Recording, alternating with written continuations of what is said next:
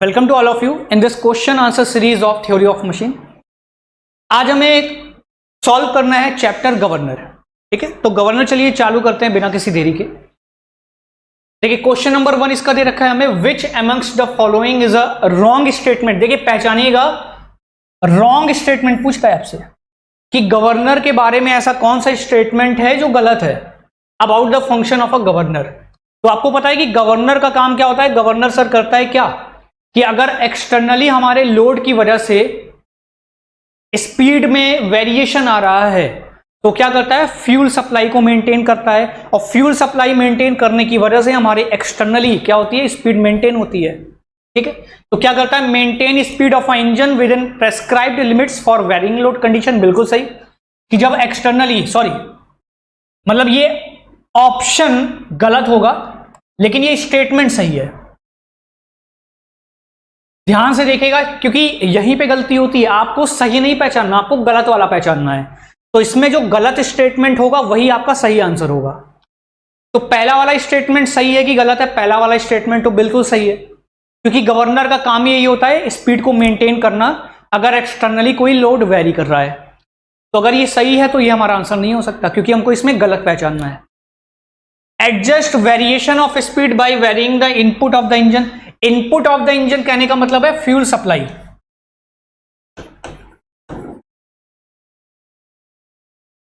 Input of the engine का मतलब है फ्यूल सप्लाई की बात कर रहा है। बिल्कुल सही है क्योंकि फ्यूल सप्लाई को बैलेंस करता है और जिसकी वजह से हमारी स्पीड क्या होती है, मेंटेन हो जाती है। ये भी सही है, और अगर ये भी सही है तो ये भी हमारा आंसर नहीं हो सकता क्योंकि हमें गलत वाले को पहचानना है। Has no control over the quality and the quantity of the working medium. ये गलत है क्योंकि ये कंट्रोल करता है फ्यूल सप्लाई के ऊपर, और अगर फ्यूल सप्लाई की क्वालिटी या क्वांटिटी अच्छी नहीं होगी, मतलब क्वांटिटी कितनी क्वांटिटी में सप्लाई करना है फ्यूल को और किस क्वालिटी का होना चाहिए, अगर इस पे वो कंट्रोल नहीं रखेगा तो वो स्पीड को मेंटेन कर ही नहीं पाएगा। मतलब ये हमारा गलत स्टेटमेंट हुआ और हमें गलत ही पहचानना था, मतलब जो गलत होगा वो हमारे इसमें सही होगा। तो करेक्ट ऑप्शन हो जाएगा ऑप्शन नंबर सी।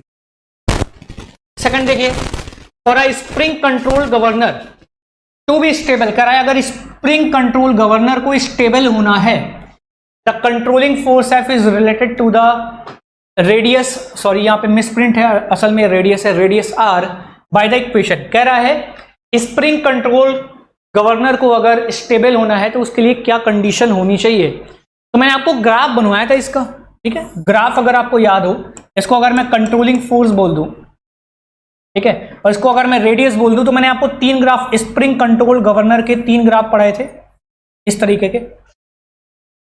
ये वाला क्या था, ये वाली लाइन आपको F is equal to a x, y is equal to a x plus b की लाइन दिखाई दे रही है, तो हो जाएगा a plus r into b, ठीक है, या ए आर प्लस बी बोल लीजिए आप इसको हम बोलेंगे Y is equal to M X plus C की लाइन है ये Y is equal to M X plus C की लाइन है। ठीक है, अगर इसको आपने फोर्स को वाई एक्सिस पे ले रखा है और एक्स एक्सिस पे आपने ले रखा है रेडियस, ठीक है, तो ये सारी की सारी लाइन स्ट्रेट लाइन की है, तो स्ट्रेट लाइन की इक्वेशन क्या होती है, y is equal to M X plus C, Y is equal to M X plus C. तो यहां पे y की जगह क्या है, कंट्रोलिंग फोर्स F है, ठीक है, स्लोप हम मान लेते हैं कुछ a मान लीजिए, x की जगह पे क्या है r, और ये देखिए ये कंपोनेंट को कहां पे कट कर रहा है, एक्स एक्सिस के ऊपर, मतलब प्लस का आएगा, तो प्लस इसको हमने b बोल दिया। ठीक है, ये वाली लाइन कौन सी है, ये ओरिजिन से पास कर रही है, और ओरिजिन से पास करने वाली लाइन की इक्वेशन क्या होती है, y is equal to M x, तो इसमें प्लस या माइनस वाला टर्म तो आएगा नहीं, तो ये क्या हो जाएगा, f is equal to a into r. और देखिए अगर ये इस y एक्सिस को कट करेगा तो ये x एक्सिस के नीचे मतलब नेगेटिव साइड में कट करेगा, तो यहां पे इक्वेशन क्या हो जाएगी, f is equal to a r minus b. ठीक है, और तीनों इक्वेशन के लिए मैंने आपको बताया था कि आप स्टेबिलिटी और अनस्टेबिलिटी कैसे पहचानोगे। जो f is equal to a r plus b होता है ये अनस्टेबल गवर्नर की इक्वेशन होती है, अनस्टेबल गवर्नर। ठीक है, ये आइसोक्रोनस गवर्नर की होती है, आइसोक्रोनस गवर्नर, और ये इक्वेशन होती है स्टेबल गवर्नर की। ठीक है, ये इक्वेशन होती है स्टेबल गवर्नर की। तो हमसे किसकी पूछ रहा है, हमसे स्टेबल की पूछ रहा है, तो स्टेबल के लिए हो जाएगी F is equal to a r minus b. Clear. Next the height of a what governor is equal to height of the watt governor. Formula क्या होता है? फॉर्मूला मैंने आपको बताया था याद करने के लिए, G is equal to h omega square बताया था। G is equal to h omega square. तो हाइट की वैल्यू पूछ रहा है, तो हाइट की वैल्यू कितनी हो जाएगी? H is equal to G divided by n square. G divided by n square, ठीक। तो यहां पे देखिए आप मीटर्स में बताना है तो H की वैल्यू कितनी हो जाएगी? G by n square. और G की वैल्यू किसके करीब होती है बताइए? G की वैल्यू किसके करीब होती है? G की वैल्यू किसके करीब होती है? देखिए यहां पे एक चीज आपको दिखाई दे रहा होगा, यहां से मैंने ओमेगा को n की जगह ट्रांसफर किया है।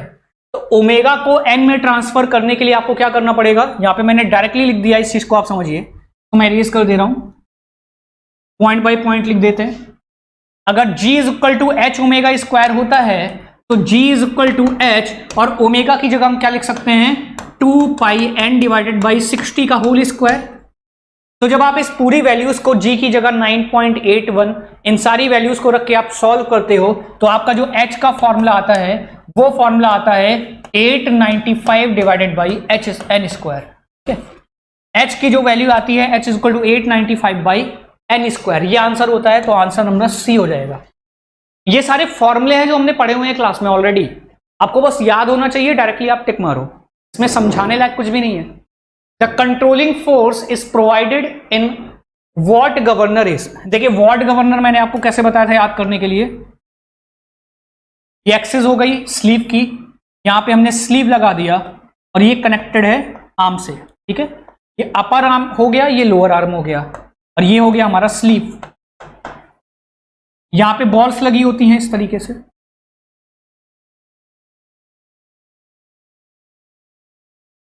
This is the height h and this is the radius r, ठीक है।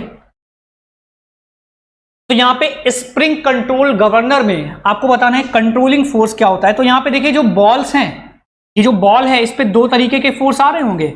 एक तो इसका ग्रेविटी फोर्स mg नीचे लग रहा होगा, और इस पर अगर ये रोटेट कर रहा है पूरा का पूरा स्लीव ओमेगा स्पीड से, तो इस पर बाहर की तरफ एक mr ओमेगा स्क्वायर फोर्स आ रहा होगा।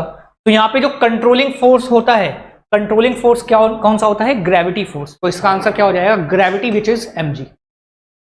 तो वॉट गवर्नर में आपको याद रखना है, वॉट गवर्नर में जो कंट्रोलिंग फोर्स होता है वो कौन सा फोर्स होता है? Gravity force. कौन सा फोर्स होता है?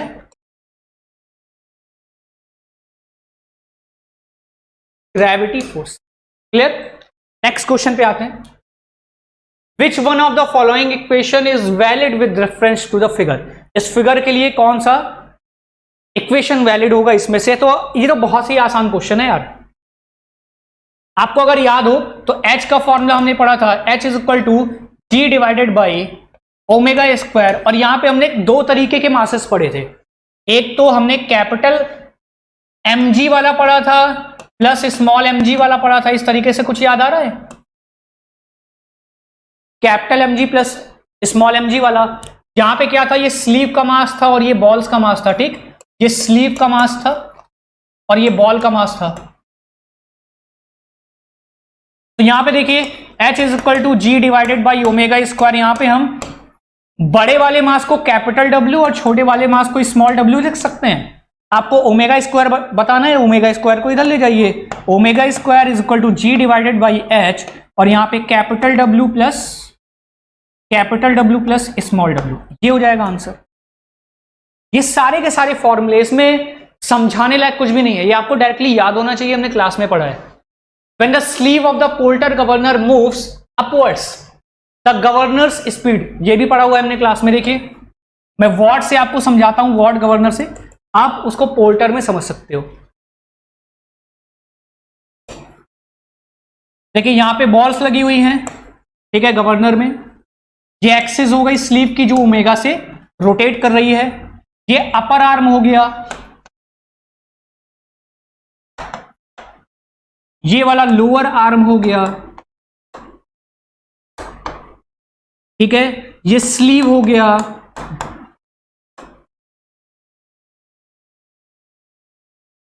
ये वाला स्लीव हो गया, ठीक है। अब एक चीज आप एक कॉमन सेंस से बताओ यार, कॉमन सेंस से बताना, कि अगर मैं ओमेगा को बढ़ा रहा हूं, मैंने ओमेगा की स्पीड बढ़ाई, ये जो बॉल्स हैं इस पे दो तरीके के आपको फोर्स दिखाई दे रहे होंगे, एक तो बाहर की तरफ mr ओमेगा स्क्वायर और इस पर नीचे की तरफ एक फोर्स ग्रेविटी mg। अगर आप स्पीड को बढ़ाओगे, ध्यान से देखिए, अगर आप स्पीड को बढ़ाओगे, ओमेगा को आप बढ़ाओगे, ओमेगा को बढ़ाने की वजह से क्या ये mr ओमेगा स्क्वायर नहीं बढ़ेगा? सॉरी, क्या ये mr ओमेगा स्क्वायर नहीं बढ़ेगा? अगर आप स्पीड को बढ़ाओगे mr ओमेगा स्क्वायर बढ़ेगा, क्योंकि उसमें ओमेगा स्क्वायर है, और जब ये mr ओमेगा स्क्वायर बढ़ेगा तो क्या बॉल्स और दूर नहीं जाना चाहेंगी? जब mr ओमेगा स्क्वायर बढ़ेगा तो यार कॉमन सेंस की बात है, बॉल्स और दूर जाएंगी, और अगर और दूर जाएंगी तो अभी अगर रेडियस मान लीजिए r यहां पे है, तो कुछ समय के बाद आपको बॉल्स कुछ यहां पे दिखाई देंगी इस तरीके से, यहां पे, ठीक है। स्पीड बढ़ाने पे देखिए, पहले रेडियस r थी, अब r1 हो गई, तो क्या r1 is greater than r? इसका मतलब अगर हम स्पीड को बढ़ाएं, पहले ओमेगा थी, अब ओमेगा 1 हो गई। इसका मतलब ये हुआ कि अगर हम स्पीड को बढ़ाते हैं तो हमारी रेडियस भी क्या होती है? इंक्रीज होती है। इसका मतलब अगर हम स्पीड को बढ़ाएंगे, स्पीड को बढ़ाने पे क्या होगा? बॉल्स दूर दूर जाएंगी, और अगर बॉल्स दूर दूर जाएंगी तो हमारा स्लीव किधर आएगा? ऊपर आएगा। बात समझ पा रहे हैं? स्पीड को हमने बढ़ाया, स्पीड को बढ़ाया तभी तो बॉल्स दूर दूर जाएंगी और स्लीव हमारा ऊपर जाएगा, और स्लीव ऊपर जाएगा, बॉल्स दूर दूर जाएंगी, मतलब क्या होगा? रेडियस भी बढ़ेगी। इसका मतलब when the sleeve moves upward, अगर स्लीव ऊपर जा रहा है मतलब बॉल्स दूर दूर जा रही हैं, और अगर बॉल्स दूर दूर जा रही है इसका मतलब आपने स्पीड को बढ़ाया होगा। इसका मतलब हमने क्या किया होगा? स्पीड को बढ़ाया होगा। क्लियर? नेक्स्ट क्वेश्चन पे आते हैं। पिकरिंग गवर्नर इज, कह रहा है पिकरिंग गवर्नर, ये आपको याद होना चाहिए, this is the spring control type governor, ये हमने पढ़ा हुआ है, ठीक है। क्वेश्चन नंबर 8, आपको इसमें हाइट ऑफ व्हाट गवर्नर बताना है। ये तो बहुत आसान फॉर्मूला है, G is equal to h omega square, हमने पढ़ा हुआ है। तो हाइट का फॉर्मूला क्या हो जाएगा? G divided by omega square, अभी अभी हमने पढ़ा था स्टार्टिंग में। तो ये हो गया answer. Sensitiveness of a governor is defined as, देखिए सेंसिटिवनेस, ये भी फॉर्मूला होता है। सेंसिटिवनेस का फॉर्मूला हमने क्या पढ़ा हुआ है? ये हमने पढ़ा हुआ है mean speed divided by range of speed, ये फॉर्मूला होता है। इसको हमने इस तरीके से पढ़ा था, n mean divided by n1 minus n2। अगर आपको याद आ रहा हो तो सेंसिटिवनेस का फॉर्मूला हमने ये पढ़ा था, सेंसिटिवनेस का फॉर्मूला हमने ये पढ़ा हुआ था, mean speed divided by n1 minus n2, मतलब मीन स्पीड का मतलब हुआ मीन, और n1 माइनस n2 का मतलब हुआ रेंज ऑफ स्पीड। तो आंसर क्या हो जाएगा? Option number B. Which one of the following statements is correct, कह रहा है इसमें से कौन सा स्टेटमेंट करेक्ट है। कह रहा governor will be stable if the radius of rotation of the balls increases as the equilibrium speed decreases. देखिए वापस से जो हमने स्टेबिलिटी अनस्टेबिलिटी पढ़ी हुई थी मैं आपको वापस से बता देता हूं। स्टेबल गवर्नर की कंडीशंस क्या थी कि अगर आप रेडियस को बढ़ा रहे हो, मतलब स्पीड बढ़ रही होगी, रेडियस को अगर कम कर रहे हो तो स्पीड भी कम हो रही होगी, ठीक है। ये होता है स्टेबल गवर्नर की केस, कि जैसा वेरिएशन स्पीड में होगा वैसा ही वेरिएशन रेडियस में होगा। मतलब स्पीड अगर बढ़ रही होगी तो रेडियस भी बढ़ेगी, और स्पीड अगर कम हो रही है तो रेडियस भी कम होगी। बिल्कुल सेम नेचर होगा, जैसा स्पीड का वैसा ही रेडियस का। ये स्टेबल गवर्नर की केस होती है। अनस्टेबल में क्या होता है? अनस्टेबल में क्या होता है? इसका जस्ट अपोजिट। जस्ट अपोजिट का मतलब ये हुआ कि अगर हम स्पीड को बढ़ाएंगे, स्पीड को अगर हम बढ़ाएंगे तो रेडियस कम होगी, और अगर हम स्पीड को कम करेंगे तो रेडियस बढ़ेगी। इसमें जस्ट अपोजिट नेचर होता है। स्टेबल में बिल्कुल सेम नेचर होता है, रेडियस बढ़ेगी तो स्पीड बढ़ेगी, रेडियस कम होगी तो स्पीड भी कम होगी। जबकि अनस्टेबल गवर्नर में इसका जस्ट अपोजिट होता है। मतलब अगर रेडियस बढ़ेगी तो स्पीड कम होगी, और रेडियस अगर कम होगी तो स्पीड बढ़ेगी। बिल्कुल अपोजिट नेचर। और तीसरा आइसोक्रोनस क्या होता है? आइसोक्रोनस क्या होता है भैया? इसमें तो स्पीड हमारी रहेगी हमेशा कांस्टेंट। इसमें स्पीड क्या होती है, हमेशा कांस्टेंट होती है, आप चाहे स्पीड को बढ़ाओ, रेडियस को बढ़ाओ या रेडियस को कम करो। आइसोक्रोनस गवर्नर में स्पीड पर कोई फर्क नहीं होता, उसकी स्पीड थ्रू आउट कांस्टेंट होती है, चाहे आप रेडियस को बढ़ाओ या घटाओ। बट हम आते हैं अपने क्वेश्चन में, हमसे पूछ रहा है correct statement, a governor will be stable, हमसे पूछ रहा है स्टेबल गवर्नर की केस क्या होगी। तो स्टेबल गवर्नर में हमने दो केस देखा है कि स्पीड बढ़ने पर रेडियस बढ़ेगी और स्पीड कम होने पर रेडियस कम होगी। तो देख लीजिए किस स्टेटमेंट में लिखा हुआ है, इंक्रीजेस कह रहा है radius of rotation increases as a equilibrium speed decreases, गलत, क्योंकि अगर स्पीड ये कह रहा है कि स्पीड बढ़ेगी अगर रेडियस बढ़ेगी अगर स्पीड कम होगी, गलत है, अपोजिट नेचर हो गया। If the radius of rotation decreases as the equilibrium speed increases, ये भी अपोजिट नेचर हो गया, गलत। If the radius of rotation increases as the equilibrium speed increases, ये बिल्कुल सेम नेचर है, करेक्ट ऑप्शन हो जाएगा ऑप्शन नंबर सी, ठीक है। और ये कह रहा है रिमेन्स अनअफेक्टेड और remains unaltered with the change in the equilibrium speed, ये गलत है क्योंकि ये प्रॉपर्टी होती है आइसोक्रोनस की, ये प्रॉपर्टी होती है आइसोक्रोनस की। हमको कौन सा बताना है, स्टेबल का, तो इसका करेक्ट ऑप्शन हो जाएगा ऑप्शन नंबर। क्वेश्चन नंबर 11 पे आते हैं, which one of the following governor is used to drive a gramophone, ये तो याद करना है आपको, ये हमने बताया था Pickering governor, Pickering governor is used to drive a gramophone. Question number 12, when the relation between the controlling force Fc and the radius of rotation r is a spring control governor is Fc is equal to AR plus B, then the governor is, अभी हमने graph पढ़ा था, मैंने आपको दूसरे या तीसरे question में बताया था, 3 ग्राफ बताए थे स्प्रिंग कंट्रोल गवर्नर के, कि F is equal to AR plus B, F is equal to AR और F is equal to AR minus B। ये होता है किसका, स्टेबल का, ये होता है जो प्लस वाला होता है, ये होता है अनस्टेबल का, और ये वाला किसका होता है, आइसोक्रोनस का। तो किसकी इक्वेशन आपको दे रखी है, प्लस वाले की दे रखी है, F is equal to AR plus b, sorry F is equal to AR plus b, ये दे रखा है आपको। तो ये किसकी इक्वेशन होती है, F is equal to AR plus b, controlling force में ये होती है unstable governor, option number B. देख रहे हैं चीजें कितनी आसान है, बस आपको अगर फॉर्मूले टिप पे याद है।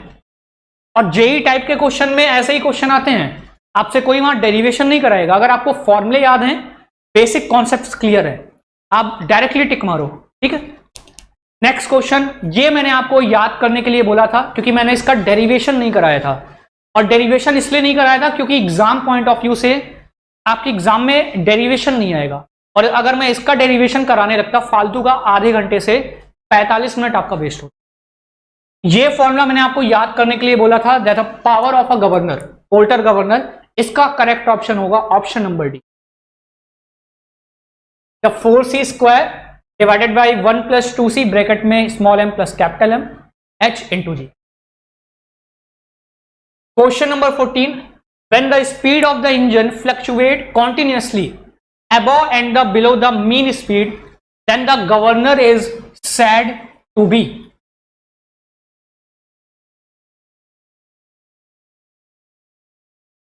इसको समझिएगा।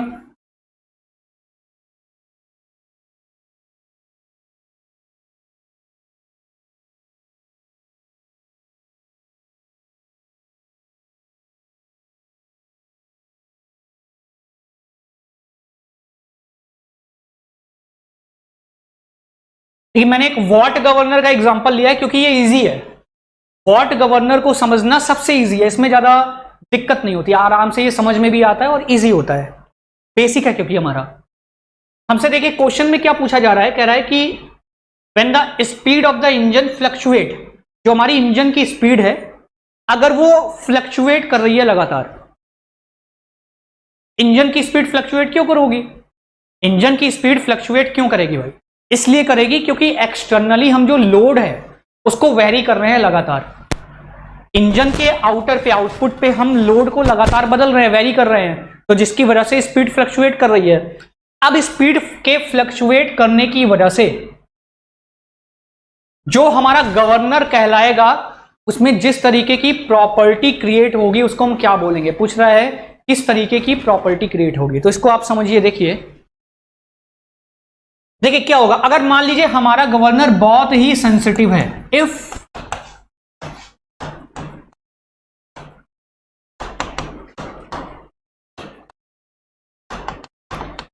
गवर्नर इज टू सेंसिटिव, अगर हमारा गवर्नर बहुत ही ज्यादा सेंसिटिव है, तो सेंसिटिव होने का क्या मतलब है, इसको हम बोलते हैं सेंसिटिविटी। तो कोई भी चीज अगर बहुत ज्यादा सेंसिटिव है तो उसको हम बोलते हैं कि वो छोटे से छोटे चेंज को भी क्या कर लेगी, पहचान लेगी। अगर उसमें थोड़ा सा भी, जरा सा भी चेंज हुआ है, स्मॉल अमाउंट में भी चेंज हुआ है, तो वो उसको पकड़ लेगी, पहचान लेगी। तो अगर हमने मान लिया कि गवर्नर हमारा बहुत ही सेंसिटिव है, इसका मतलब अगर इसकी स्पीड में जरा सा भी चेंज हुआ है तो ये उसको आसानी से सेंस कर लेगा। अब अगर हम क्या कर रहे हैं, लोड को वेरी कर रहे हैं आउटपुट पे, तो जिसकी वजह से हमारी स्पीड क्या होगी, फ्लक्चुएट करेगी। और स्पीड के फ्लक्चुएट करने की वजह से क्या होगा, हमारा ये वाला जो स्लीव है ये कभी अपवर्ड मूव करेगा और कभी डाउनवर्ड मूव करेगा। कभी अपवर्ड जाएगा, कभी डाउनवर्ड जाएगा। मतलब जब स्पीड बढ़ेगी, मान लीजिए अगर हम स्पीड को बढ़ाएंगे, ठीक है, तो स्लीव हमारा किधर मूव करेगा, स्लीव हमारा किधर मूव करेगा। अगर स्पीड बढ़ेगी तो ये किधर जाएंगे, ये बॉल्स हमारे बाहर की तरफ जाएंगे। ये जो बॉल्स हैं हमारी, इन पर mr ओमेगा स्क्वायर फोर्स लगेगा और mg इन पर नीचे लगेगा। तो अगर mr ओमेगा स्क्वायर फोर्स बाहर लगेगा तो स्पीड बढ़ने पर ये दूर दूर जाएंगी, दूर दूर जाएंगी तो स्लीव ऊपर जाएगा। तो हमारा जो स्लीव है वो किधर जाएगा, ऊपर। और अगर स्पीड कम होगी मान लीजिए, तो हमारा स्लीव किधर जाएगा, नीचे जाएगा। तो ये पॉइंट समझ में आ गया कि जब हम लोड को वेरी करेंगे तो लोड के वेरी करने की वजह से स्पीड वेरी करेगी और स्पीड फ्लक्चुएट करेगी, तो स्लीव हमारा कभी ऊपर जाएगा, स्लीव हमारा कभी नीचे जाएगा। तो इस स्लीव के ऊपर जाने और नीचे आने के, स्लीव हमारा कभी लगातार ऊपर जाएगा, फिर नीचे आएगा, फिर ऊपर जाएगा, फिर नीचे जाएगा। ये जो प्रॉपर्टी क्रिएट होती है इसको हम बोलते हैं हॉन्टिंग। क्या बोलते हैं, हॉन्टिंग। तो करेक्ट ऑप्शन हो जाएगा ऑप्शन नंबर डी। हॉन्टिंग क्या होता है, ये आपसे डेफिनेशन पूछता है पेपर में। हॉन्टिंग क्या होता है, हॉन्टिंग का मतलब होता है कि सर जब हमारा गवर्नर बहुत ही ज्यादा सेंसिटिव हो। सेंसिटिव होने का ये मतलब हुआ कि जब वो छोटे से छोटे चेंज को भी पहचान ले। तो स्पीड के वेरी करने की वजह से स्लीव कभी हमारा ऊपर जाएगा, कभी नीचे जाएगा, कभी ऊपर जाएगा, कभी नीचे आएगा। तो स्लीव के ये ऊपर जाने, अपवर्ड और डाउनवर्ड मोशन को हम क्या बोलते हैं, हॉन्टिंग। तो इसका करेक्ट ऑप्शन हो जाएगा ऑप्शन नंबर डी। क्लियर है पॉइंट। पढ़ते हैं नेक्स्ट क्वेश्चन पे। ये फिगर मैंने अभी अभी आपको बताया था, इसमें आपको क्या बताना है, देखिए the nature of the governor is shown in the graph between the radius and the controlling force. आपको बताना है आइसोक्रोनस। तो आइसोक्रोनस की इक्वेशन क्या बताई थी मैंने, y is equal to mx वाली या f is equal to ar वाली, मतलब जो ओरिजिन से पास करे और ओरिजिन से एक ही इक्वेशन पास कर रही है, कौन सी, ऑप्शन नंबर सी। ये देखिए ना, ये तो हो गई f is equal to ar plus b वाली, ठीक है। ये हो गई f is equal to ar minus b वाली, और ये तो थोड़ा कर्व हो गया। कर्व को तो हमने पढ़ा ही नहीं था। तो करेक्ट ऑप्शन क्या हो जाएगा, ऑप्शन नंबर सी। क्लियर है पॉइंट। नेक्स्ट क्वेश्चन पे आते हैं। इसमें हमें बताना है अनस्टेबल गवर्नर। तो अनस्टेबल गवर्नर किधर से जाता है, ऊपर से जाता है। Again option number C. ये आइसोक्रोनस हो गया, f is equal to ar, ठीक है। ये f is equal to ar minus b हो गया, और ये हो गया f is equal to ar plus b. और ar प्लस बी वाली हमने क्या पढ़ी थी, अनस्टेबल पढ़ी थी। तो करेक्ट ऑप्शन क्या हो जाएगा, ऑप्शन नंबर सी। ये क्वेश्चन मैं आपको होमवर्क देता हूं, बहुत ही अच्छा क्वेश्चन है। In fact this question has been asked in the IES, ठीक है। ये आप ट्राई करिएगा अपने आप से, बहुत ही अच्छा क्वेश्चन है, बहुत ही प्यारा। ये मैं आपको इसमें हिंट दे देता हूं। हिंट ये है कि आप इसको ऑप्शन से एलिमिनेट करिएगा। इसको आप ऑप्शन से एलिमिनेट करने की कोशिश करिएगा। हमने सबसे पहला गवर्नर कौन सा पढ़ा था, मैं आपको हिंट दे देता हूं। सबसे पहला गवर्नर हमने पढ़ा था वॉट गवर्नर। सबसे पहला गवर्नर हमने पढ़ा था वार्ड गवर्नर। तो इसका मतलब इसकी स्टार्टिंग कहां से होगी, इसकी स्टार्टिंग होगी वार्ड गवर्नर से, मतलब तीसरे वाले से। मतलब ये दोनों ऑप्शन वैसे ही गलत हो गए, या तो बी होगा या तो डी होगा। अब देख लीजिए सबसे आखिरी में हमने कौन सा गवर्नर पढ़ा था, लास्ट वाले से आप पहचान लोगे, ठीक है। पढ़ते हैं नेक्स्ट क्वेश्चन पे, शीट बी में। A spring controlled governor is found unstable. It can be made stable by, कह रहा है एक स्प्रिंग कंट्रोल्ड गवर्नर है जो कि हमारे पास अनस्टेबल है, इसे स्टेबल कैसे बनाया जा सकता है? किसी भी स्प्रिंग कंट्रोल्ड गवर्नर को स्टेबल कैसे बनाया जा सकता है? देखिए, अगर अनस्टेबल गवर्नर है तो अनस्टेबल का मतलब हुआ वो हमारे कंट्रोल से बाहर है। कंट्रोल से बाहर होने का ये मतलब कि जरा सा वेरिएशन आ रहा है, उसमें बहुत ही ज्यादा एक्सपेंशन या बहुत ही ज्यादा कंप्रेशन हो रहा है स्लीव के अपवर्ड या डाउनवर्ड मोशन की वजह से। तो अगर हम उसकी स्टिफनेस को तो वो अनडिजायरेबल एक्सपेंशन या कंप्रेशन को रोक देगा। अगर हम स्टिफनेस को बढ़ा दें तो अनडिजायरेबल कंप्रेशन या एक्सपेंशन को क्या करेगा? अवॉइड करेगा। इसका मतलब हम क्या करेंगे? हम करेंगे increasing the spring stiffness. Unstable governor को स्टेबल गवर्नर कैसे बना सकते हैं? By increasing the spring stiffness. Which governor can not be isochronous? इसका करेक्ट आंसर होगा पिकरिंग। ठीक है, इसका करेक्ट आंसर कौन सा होगा? पिकरिंग। पिकरिंग हमने स्प्रिंग कंट्रोल गवर्नर पढ़ा था। पिकरिंग हमने स्प्रिंग कंट्रोल गवर्नर पढ़ा था। ये मैंने आपको याद करने के लिए नोट पॉइंट बता के बोला था। ठीक है, इसमें समझाने, अब देखिए अगर मैं अब इसको समझाने गया तो बहुत सारी चीजें फिर वापस से टाइम जाएगा। जहां पे मुझे समझाना होगा मैं आपको वहां पे हिंट दे दे रहा हूं, और जहां पे आपको डायरेक्टली याद होनी चाहिए चीजें मैं बता दे रहा हूं कि ये चीज आपको याद होनी चाहिए। अब जैसे पिकरिंग गवर्नर के 2 ही 3 क्वेश्चन बनते हैं। जैसे पिकरिंग गवर्नर क्या होता है? एक तो it is a type of spring control governor and it is used to move the gramophone. किसमें यूज करते हैं? ग्रामोफोन में। ठीक है, यही 2 क्वेश्चन मैंने आपको पिकरिंग के ऊपर बताए थे। क्वेश्चन नंबर 3 देखिएगा। For a given fractional change of speed if the displacement of the sleeve is high then the governor is said to be. कह रहा है कि अगर हम जरा सी स्पीड में चेंज करें, समझिएगा अभी अभी मैंने आपको बताई ये चीज, अगर हम जरा सी स्पीड में चेंज करें और जरा सी स्पीड चेंज करने पर हमारा जो स्लीव का डिस्प्लेसमेंट है, मतलब स्लीव का मूवमेंट है, वो बहुत हाई है। मतलब आपने जरा सी स्पीड चेंज क्या किया? आपने जरा सी फ्रैक्शनल स्पीड चेंज की। आपने फ्रैक्शनल स्पीड चेंज की और इस फ्रैक्शनल स्पीड चेंज की वजह से हमारा जो स्लीव का मूवमेंट है, that sleeve movement is very high. That sleeve movement is very high, बहुत ज्यादा है। इसका मतलब हमारा गवर्नर क्या है? गवर्नर हमारा बहुत ही ज्यादा सेंसिटिव है, क्योंकि मैंने आपको यही बताया था अभी कि सेंसिटिविटी या सेंसिटिव होने का ये मतलब ये है कि वो छोटे से छोटे स्मॉल चेंज को भी पहचान लेगा। और फ्रैक्शनल चेंज का मतलब स्मॉल चेंज ही तो होता है। फ्रैक्शनल चेंज का मतलब स्मॉल चेंज ही तो होता है। इसका मतलब क्या होगा? हमारा गवर्नर क्या है? बहुत ही ज्यादा क्या है? सेंसिटिव है। क्या ये पॉइंट आपको क्लियर हुआ?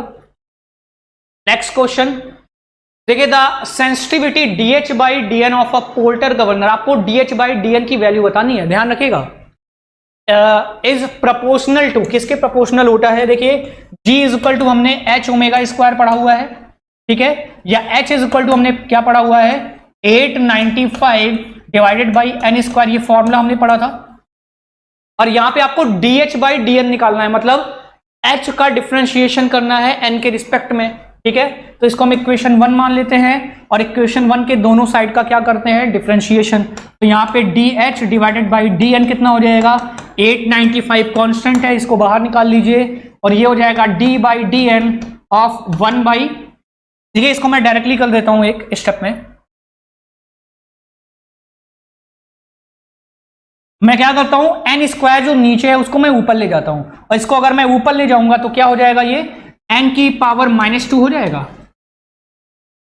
और आपने एक फॉर्मूला डिफरेंशिएशन का पढ़ा होगा कि d by d x of x to the power n is equal to n x to the power n -1। ठीक है, मतलब एन जो पावर रहती है वो पहले आगे आती है और उसी पावर में से हम एक को घटा देते हैं। तो यहां पे देखिए पावर कितनी हो जाएगी? ये हो जाएगा 895, तो ये -2 पहले आगे आ जाएगा, फिर इसी n की पावर जो भी है x उसमें से एक घटा दीजिए। -2 पहले से था जो भी n है, n में से हम एक घटा देंगे तो n की जगह -2 था और -1 घटा दिया। ठीक, ये कितना आ जाएगा, ये देखिए, ये समथिंग कुछ वैल्यू आएगी जिसको मैं कांस्टेंट के बराबर लिख देता हूं। ठीक है, इसको मैं कांस्टेंट के लिख दिया और यहां पे n टू दी पावर कितना आ जाएगा, -3। इसका मतलब अगर मैं कांस्टेंट को हटा दूं तो प्रोपोर्शनल में मैं क्या बोलूंगा, dh/dn। इस कांस्टेंट को हटाएंगे तो प्रोपोर्शनल आएगा और n टू दी पावर -3 को हम 1/n³ लिख सकते हैं। तो करेक्ट आंसर क्या हो गया, dh/dn किसके प्रोपोर्शनल है, 1/n³ के। करेक्ट ऑप्शन क्या हो जाएगा, option number. Next question, for a governor running at a constant speed, कह रहा है एक गवर्नर है जो कांस्टेंट स्पीड पे रोटेट कर रहा है। ध्यान से देखिएगा, स्पीड कैसी है, कांस्टेंट, और अगर कांस्टेंट स्पीड पे रोटेट कर रहा है तो उस पर कितना फोर्स लगेगा। तो देखिए, जैसे मैंने आपको एक चीज समझाई थी, acceleration is equal to dv/dt होता है, वैसे angular acceleration is equal to dω/dt होता है। अगर कांस्टेंट स्पीड है, अगर स्पीड कांस्टेंट है, स्पीड अगर कांस्टेंट है तो एक्सेलरेशन, एंगुलर एक्सेलरेशन कितना हो जाएगा, एक्सेलरेशन कितना हो जाएगा, 0, अगर स्पीड कांस्टेंट है। और एक्सेलरेशन 0 होने पर F इज इक्वल टू क्या होता है, मास इंटू एक्सेलरेशन, और अगर एक्सेलरेशन ही 0 है तो m into 0 is equal to कितना हो जाएगा, 0, मतलब उस पर कितना फोर्स लग रहा होगा। इसका मतलब कोई चीज अगर कांस्टेंट स्पीड से एक्ट कर रही है, कांस्टेंट स्पीड से रोटेट कर रही है, तो उस पर कितना फोर्स लग रहा होगा, 0। तो आंसर कितना हो जाएगा, option number A, 0। Clear. The stiffness of the spring in a Hartnell governor is equal to, कह रहा है जो स्टिफनेस होगी, the stiffness of the spring, spring की स्टिफनेस कितनी होगी in the Hartnell governor is, where S1 is the spring force exerted on the sleeve at the maximum radius and the S2 is the force on the spring force exerted on the sleeve at the minimum radius। spring controlled governor, Hartnell governor में आपको बताना है। तो हमने पढ़ा हुआ था that the F is equal to K into X, F is equal to K into X, ये हमने पढ़ा हुआ था। ठीक है, where X is the displacement of the spring। तो अब देखिए फोर्स कितना लगेगा, एक तो S1 फोर्स है, स्प्रिंग फोर्स पहला लग रहा है, दूसरा स्प्रिंग फोर्स S2 लग रहा है। तो यहां पे क्या उन दोनों का चेंज आ जाएगा, S1 minus S2 is equal to spring force K, और x को हम किससे रिप्लेस कर सकते हैं, डिस्प्लेसमेंट कितना हुआ है, और डिस्प्लेसमेंट मान लीजिए उसका हुआ है h, डिस्प्लेसमेंट कितना हुआ है, h हुआ है। तो K की वैल्यू कितना आ जाएगा, K की वैल्यू आ जाएगी कितनी, S1 minus S2 divided by h। तो आंसर कितना आ गया, option number B, S1 minus S2 divided by. Clear है, S1 minus S2 divided by h, यही होगा आपका आंसर। देखिए जो फोर्स मतलब कितना नेट फोर्स लग रहा है, और फोर्स बराबर K इंटू एक्स हमने पढ़ा हुआ है, where K is the spring constant of the spring and x is the change in that spring.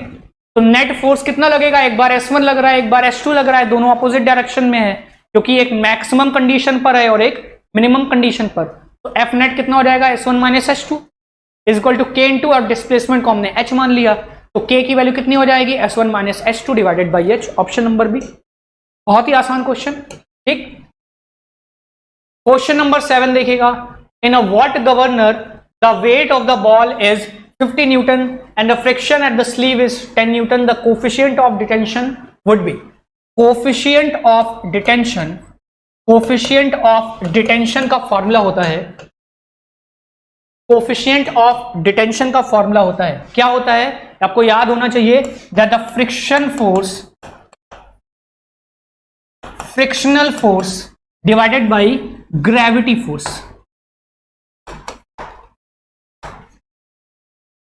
Frictional force divided by gravity force. तो यहां पे देखिए फ्रिक्शनल फोर्स कितना है, फ्रिक्शनल फोर्स कितना लग रहा है, 10 Newton divided by the watt governor, the weight of the ball. अच्छा, वेट किधर लगता है, अगर आप वॉट गवर्नर को देखो, अगर आप वॉट गवर्नर को देखो तो वॉट गवर्नर इस तरीके से कुछ होता है, यहां पे बॉल्स होती हैं, इस पर mr ओमेगा स्क्वायर फोर्स इधर लगता है और mg फोर्स नीचे लगता है।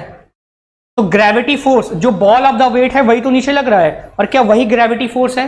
कितना दिया हुआ है? 50। सॉल्व कर लीजिए, 0 से 0 कैंसिल आउट, कितना आ गया? 1/5, और 1/5 की वैल्यू होती है 0.2, तो करेक्ट ऑप्शन हो जाएगा 0. तो कोफिशिएंट ऑफ डिटेंशन का ये फॉर्मूला होता है जिसको आपको याद होना चाहिए, और ये हो गया हमारा ऑप्शन नंबर सी, 0.2. ठीक, इसी के साथ हमने यहां पे गवर्नर चैप्टर को खत्म कर लिया है, और आपका अब सिर्फ एक चैप्टर बचा हुआ है, दैट इज वाइब्रेशन. वो हम अपने नेक्स्ट लेक्चर में कंटिन्यू करेंगे. तब तक आप सारे के सारे क्वेश्चंस को प्रैक्टिस करिए अच्छे से, क्योंकि आपके एग्जाम्स भी आ रहे हैं. और ध्यान रखिएगा, जितने इजी और मीडियोकर क्वेश्चंस की आप प्रैक्टिस करेंगे उतना ही अच्छा होगा आपके लिए. यहां पे मैं आपको एक चीज समझाना चाह रहा हूं, इस पॉइंट को समझिएगा. देखिए, मान लीजिए अगर आपके क्वेश्चन पेपर में लेट से 100 टेक्निकल क्वेश्चन आते हैं, मान लीजिए 100 टेक्निकल क्वेश्चन है फॉर एग्जांपल, ठीक है, तो अगर एग्जामिनर क्वेश्चंस को बनाएगा तो कितने टफ क्वेश्चंस देगा? From my point of view, from my experience, मैं ये बोल सकता हूं कि आपको कि वो बहुत ही ज्यादा अगर टफ देगा तो 10 से 15 क्वेश्चंस ही आपको टफ मिलेंगे. बाकी 80 से 85 क्वेश्चंस, जो 80 से 85 क्वेश्चंस होते हैं वो होते हैं दो कैटेगरी में. इसमें से कुछ आपको इजी मिलेंगे और कुछ इसमें से आपको मॉडरेट मिलेंगे. और मैं आपको यही बोलूंगा, आप सिर्फ इन्हीं दोनों टाइप के क्वेश्चंस की ही प्रैक्टिस करिए. क्या होता है एग्जाम्स में, टफ करने के चक्कर में एक तो टफ क्वेश्चन होता है, सॉल्व वैसे नहीं होता, टाइम निकल जाता है, और अगर बहुत ज्यादा चांसेस हुए होने के भी तो आप गलत मार्क करके आ जाते हो. तो इससे नुकसान क्या हुआ? एक तो आपका टाइम गया प्लस नेगेटिव मार्किंग. इससे अच्छा अगर आप सोचो कि आपके पेपर में 80 से 85 क्वेश्चन इजी प्लस मॉडरेट आ रहे हैं, मैं कह रहा हूं टफ को आप हटाओ, गोली मारो. अगर इसी 80 से 85 क्वेश्चन में आप 70 से 75 क्वेश्चन ये आप अटेम्प्ट कर लो तो बहुत ही आसानी से आपका कट ऑफ तो क्लियर, का कट ऑफ के आप बहुत आगे निकल जाओगे. लेकिन लोगों से गलती क्या होती है कि वो इस इजी और मॉडरेट क्वेश्चंस में ही नेगेटिव कर देते हैं. उनकी गलती क्या होती है कि वो इजी में भी गलत कर देते हैं, मॉडरेट में भी गलत कर देते हैं, बाकी टफ में तो गलत होता ही होता है. अगर आप ये सिर्फ ये सोच लो कि मुझे इजी और मॉडरेट, जो इजी क्वेश्चंस हैं और मॉडरेट क्वेश्चंस, इनको गलत नहीं करना बस, तो आपका सिलेक्शन पक्का है. कोई टफ चीज, रॉकेट साइंस पढ़ने की जरूरत नहीं है आपको. प्लस बस इतना करना है, आप इजी लेवल का पढ़ो और मॉडरेट लेवल का पढ़ो. ओके, चलिए, अच्छा हम यहां पे इसको फिनिश करते हैं, बाकी हम मिलेंगे अपने नेक्स्ट लेक्चर में. Thank you.